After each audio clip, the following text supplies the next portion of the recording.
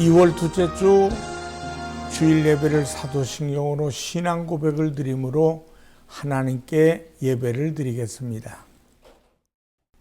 전능하사 천지를 창조하신 하나님 아버지를 내가 믿사오며 그 외아들 우리 주 예수 그리스도를 믿사오니 이는 성령으로 잉태하사 동정녀 마리아에게 나시고 본디오 빌라도에게 고난을 받으사 십자가에 못 박혀 죽으시고 장사한 지 사흘 만에 죽은 자 가운데서 다시 살아나시며 하늘에 오르사 전능하신 하나님 우편에 앉아 계시다가 저리로서 산 자와 죽은 자를 심판하러 오시리라. 성령을 믿사오며 거룩한 교회와 성도가 서로 교통하는 것과 죄를 사하여 주시는 것과 몸이 다시 사는 것과 영원히 사는 것을 믿사옵나이다. 아멘. 찬송가 249장으로 하나님께 영광을 돌립니다.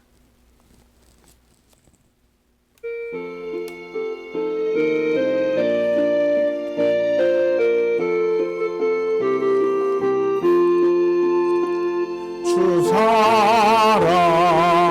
사랑하는 자 찬송할 때에 그보다 앞에 둘러서 그보다 앞에 둘러서 큰 영광 돌리세 큰 영광 돌리세 맑고도 묘한 시온성 향하여 가세 주의 찬란한 성례 찬송하며 올라가세 주 믿지 않은 자 다 찬송 못하나 하나님 자녀 된 자들 하나님 자녀 된 자들 그 기쁨 전하세 그 기쁨 전하세 저 맑고도 묘한 시온성 향하여 가세 주의 찬란한 성례 찬송하며 올라가세 저 하늘 황금길 나 올라갈 때에 시온성 언덕 위에서 시온성 언덕 위에서 수많은 천사들 날 인도하리라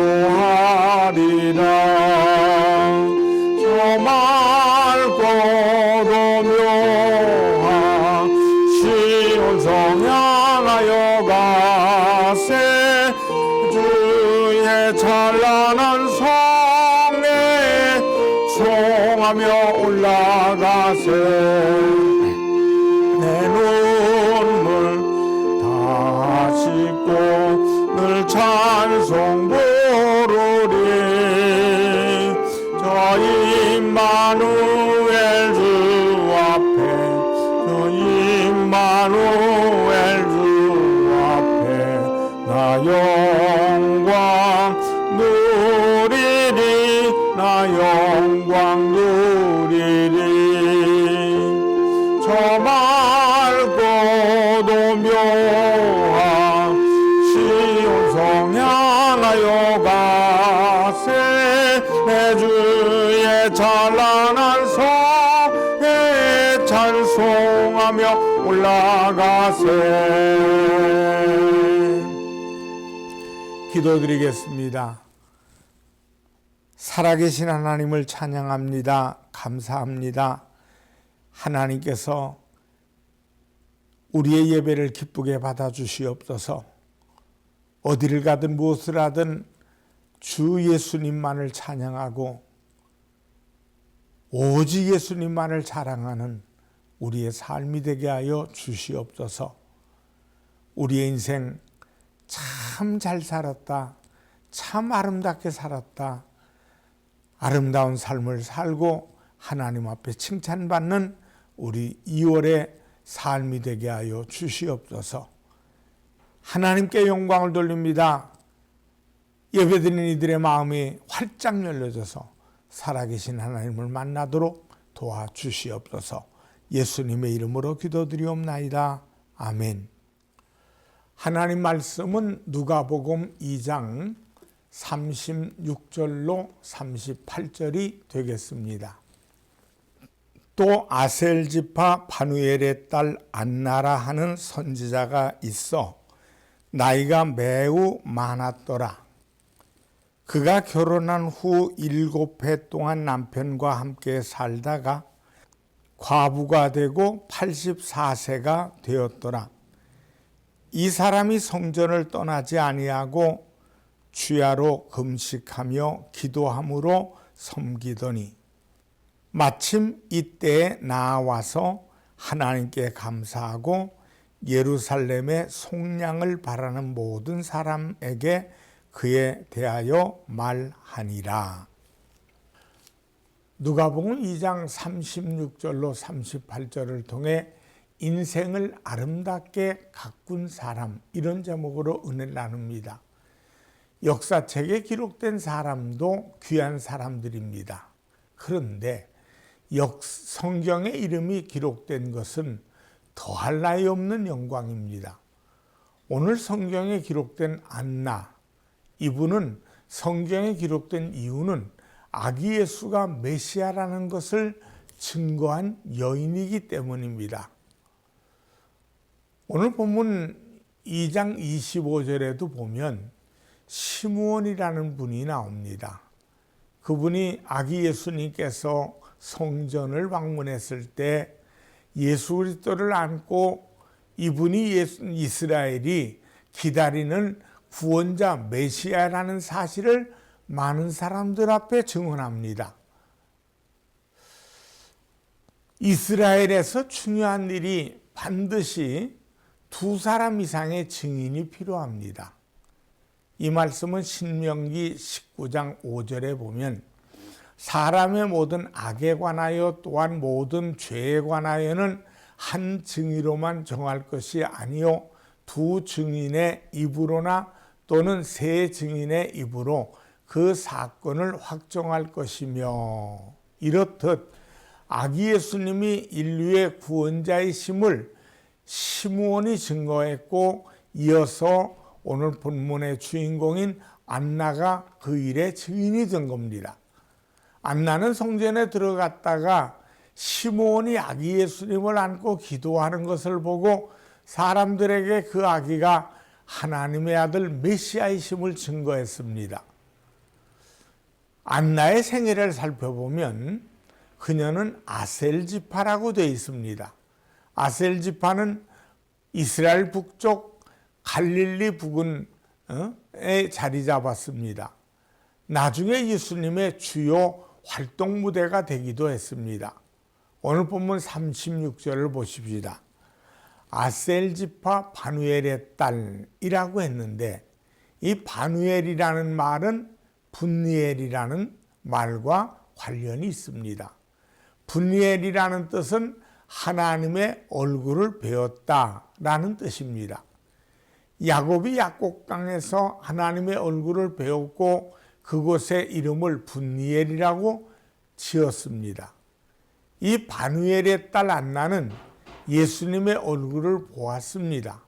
안나는 결혼한 지 7년 만에 자식을 남기지 않은 채 남편이 죽었습니다. 성경은 이 여인에 대하여 이렇게 기록하고 있습니다. 오늘 본문 36절로 37절에 보면 또 아셀 지파 바누엘의 딸 안나라 하는 선지자가 있어 나이가 매우 많았더라. 그가 결혼한 후 7해 동안 남편과 함께 살다가 과부가 되고 84세가 되었더라. 이 사람이 성전을 떠나지 아니하고 주야로 금식하며 기도함으로 섬기더니. 결혼한 지 7년 만에 남편이 죽었죠. 84세가 되도록 과부로 살아온 여인입니다. 안나는 가냘픈 여인이 맞이하기에는 너무 모진 세월을 보내야만 했습니다. 그러나 안나는 기나긴 아픔의 세월 속에서도 자신의 모습을 아름답게 가꾸며 산 여인입니다. 여러분, 세월은 그냥 지나가지 않습니다. 반드시 흔적을 남기고 지나갑니다. 어떻게 살아야 내 얼굴에 그리스도의 향기를 나타낼 수 있을까요?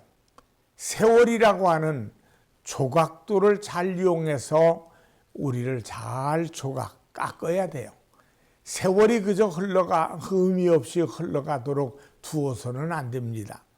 이 귀한 삶을 어떻게 살 것인가 결정해야 되고, 세월의 칼을 잘 다듬어서 칼을 통해서 잘 사용하여 아름다운 얼굴을 조각하기 위해서는 저는 3가지를 잘해야 된다고 봅니다.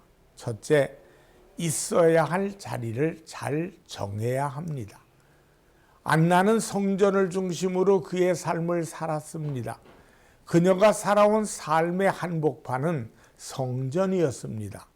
안나는 전 생애를 성전에서 보냈습니다. 37절을 보면 이 사람이 성전을 떠나지 아니하고 주야로 금식하며 기도함으로 섬기더니. 성전을 떠나지 아니하고 주야로 금식하며 기도함으로 섬기며 살았습니다. 정말 아름답고 귀한 삶의 모습입니다. 안나의 이 모습이 우리의 모습이 될 수 있기를 주님의 이름으로 축원합니다. 많은 시간을 교회에서 보내는 것이 얼마나 복된 일인지 생각해 보셨습니까? 학교 다닐 때 공부를 해보면 도서관에 있을 때와 집에 있을 때가 다릅니다. 교회에 있을 때, 집에 있을 때, 시장에 있을 때, 노래방에 있을 때 우리의 마음의 자세는 전혀 다릅니다. 안나는 모든 시간을 성전에서 보냈습니다.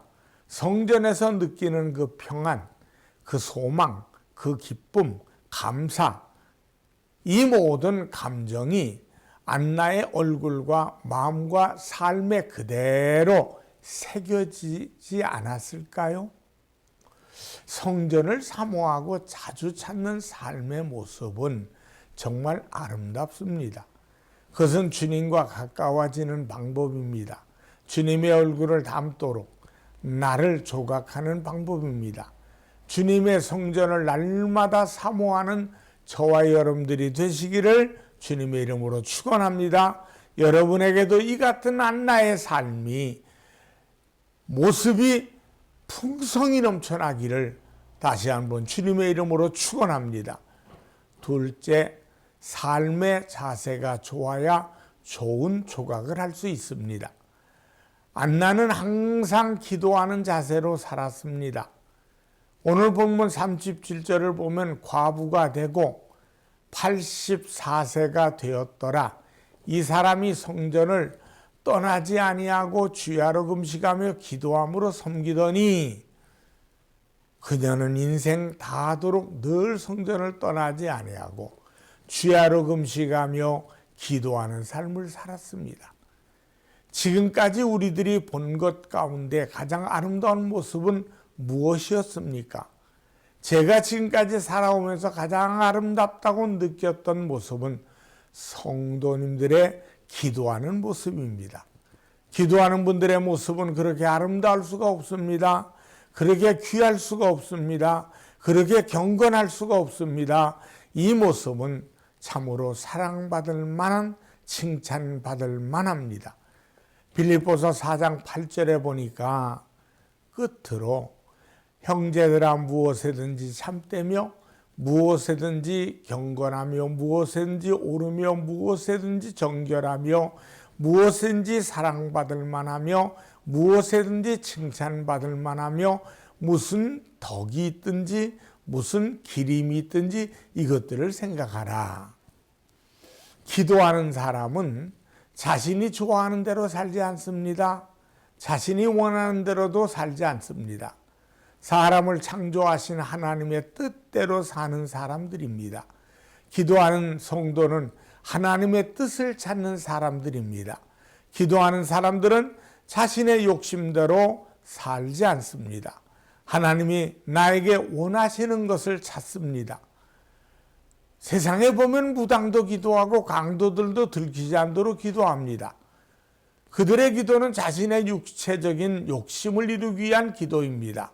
그러나 예수 믿는 사람의 기도는 다릅니다. 예수 믿는 사람들은 기도를 통하여 하나님의 뜻을 구합니다. 기도하는 데 시간을 많이 보내면 내 얼굴에 하나님의 모습이 조각됩니다. 기도를 많이 하는 사람들은 하나님의 뜻을 알게 됩니다. 사람에게 기대하지 않고 하나님께 기대하고 살아갑니다. 안나, 그녀는 하나님께 기대를 하고 살았습니다. 사람을 기대하지 마십시다.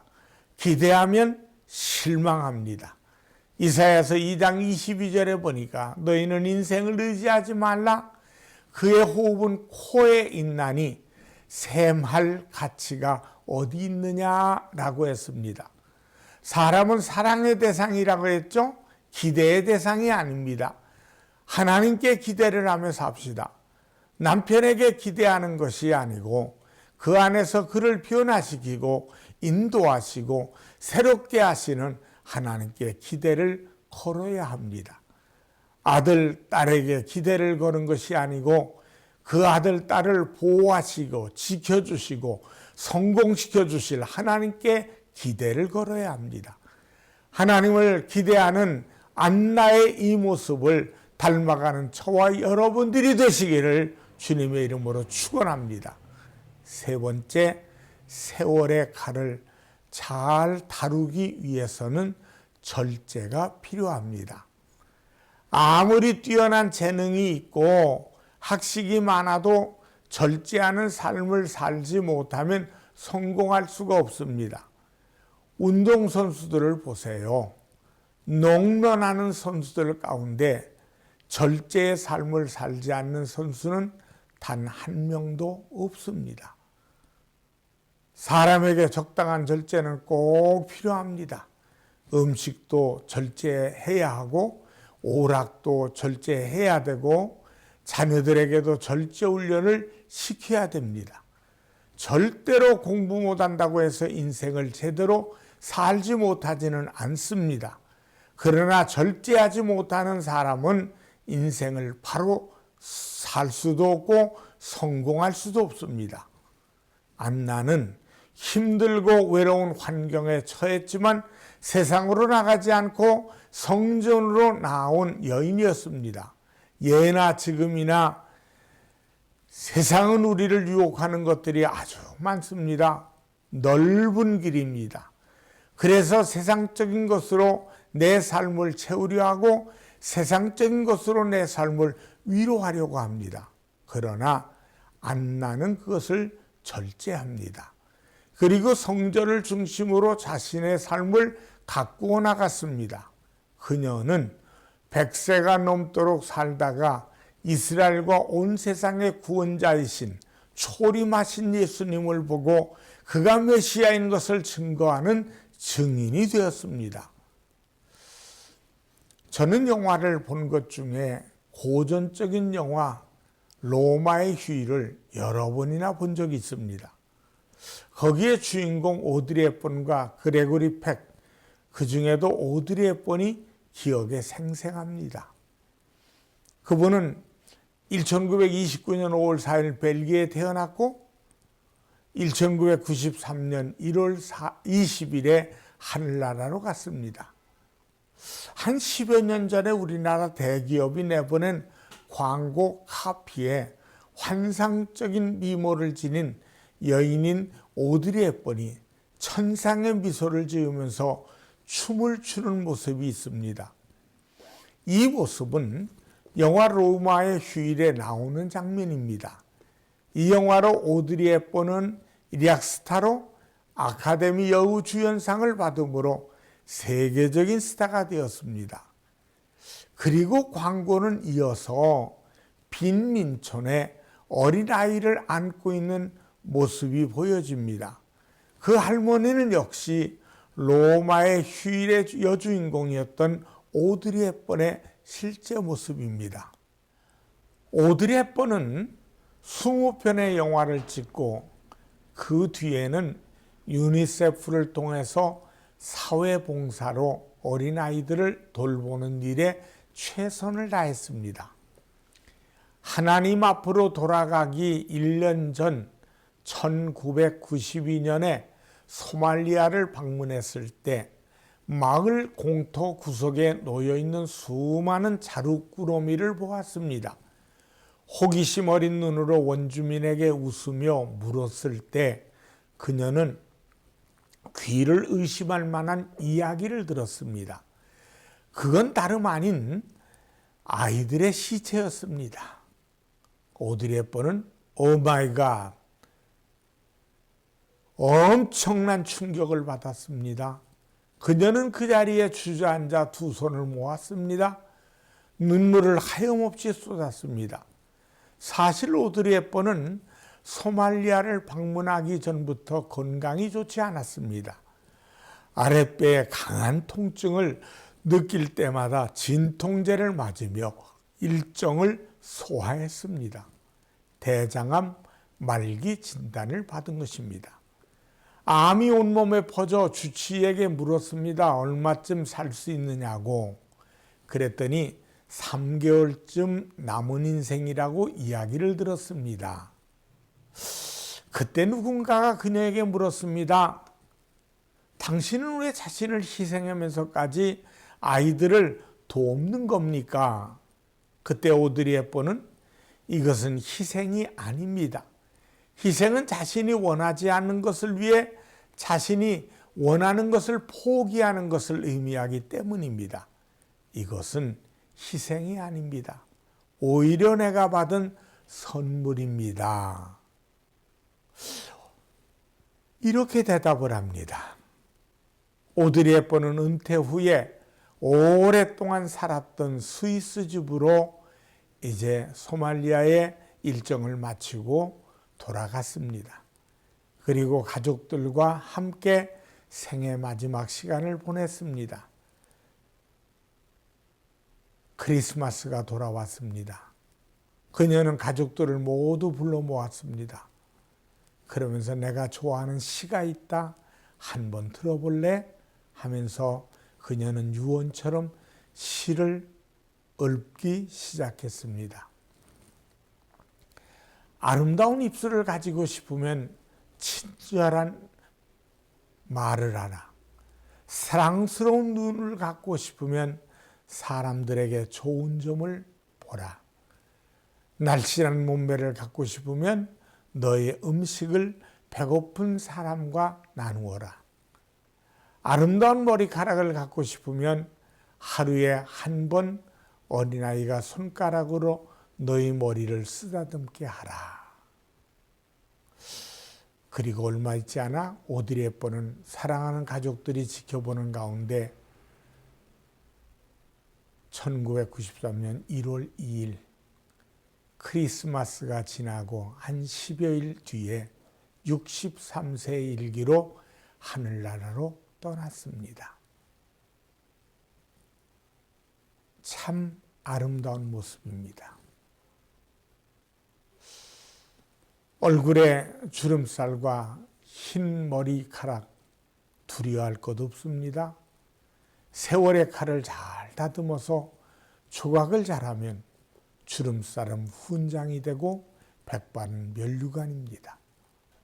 오늘 본문으로 돌아가서 안나의 얼굴의 주름살은 하나님 나라의 훈장입니다. 그녀의 흰머리는 면류관입니다.